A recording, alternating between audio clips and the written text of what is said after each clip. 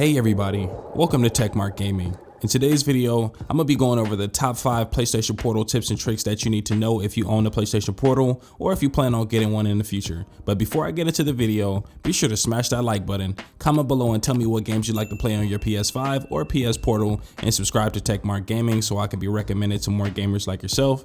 In the meantime, let's go ahead and get into the video.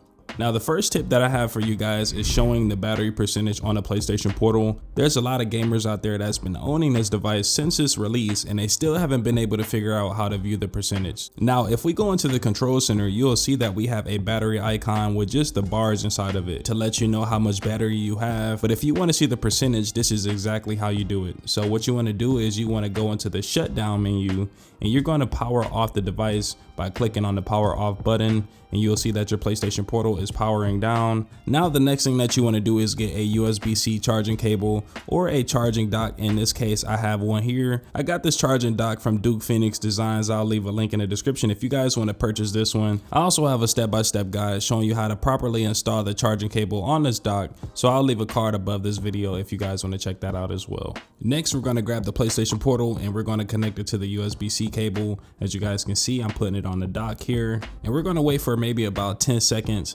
while the PlayStation Portal is trying to figure out how much battery is inside of your PlayStation Portal. And as you can see, we now have the battery percentage. You're only going to be able to see this for a brief second, so if the screen shuts off, all you have to do is press the power button and it's going to display that battery percentage again. I hope Sony make this a little bit more easier, but for now, that's how you do it. The second tip that I want to tell you guys about is the 2 ways that you can log into your PlayStation Portal. I've been owning this device for about 6 months now, and I did not know that this feature even existed until a few weeks ago. Once you wake up your PlayStation Portal, it's going to ask you to unlock your device. In most cases, I'll go to the top left of the controller and choose the PlayStation button to connect to the PlayStation 5. In most cases, everybody does this that I've been seeing on YouTube, so this is another way of how you can actually connect to your PlayStation 5. So you're going to shut off the PlayStation Portal screen and re-wake it back up, and as you can see, it says unlock. But did you know that you can choose this big button in the middle of the screen to unlock the PlayStation Portal? And now we're going to connect to the PlayStation 5 like normal.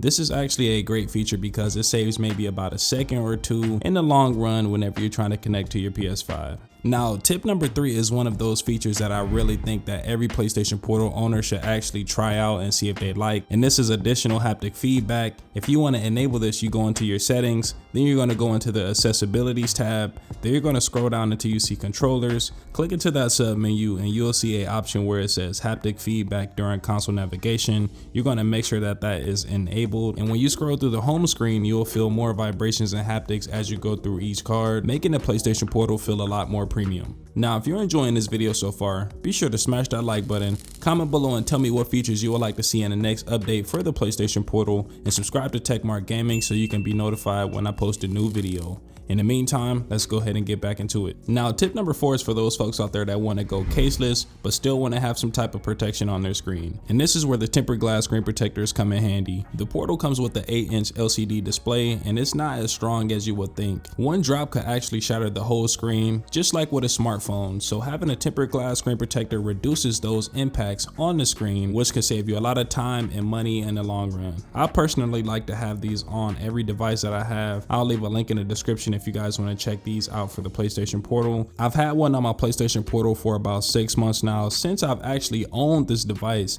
and I don't see any crazy scuffs or bubbles accumulating under the screen. You may see some at the edge, but that's from normal use, but it's still solid and I can still see the screen pretty bright and clear. Now, for tip number 5, this is for all of my Pulse Elite and Pulse Explorer users. If you're like me, you like to game and you like to scroll on your phone, in most cases it's social media, well, you're in luck because both devices can now connect to the Pulse Elite or the Pulse Explorer earbuds with PlayStation Link or Bluetooth. In this example, all I have to do is hold down the power button for 8 seconds, which is going to put the device into pairing mode. Then we're going to connect it up to our phone first, and as you can see, the PlayStation Portal is already connected, and when I scroll through through Reddit, I can hear the content on the timeline, and I can hear my PlayStation Portal at a decent balance where I can hear both devices all at one time. If you've enjoyed this video, be sure to subscribe to Techmark Gaming so you can be notified when I post a new video. And if you want to learn more about this device, check out my top 11 PlayStation Portal settings that you should know about video. There's a lot of gems that you can take advantage of, especially if you're new to the PlayStation Portal or if you had it for some time.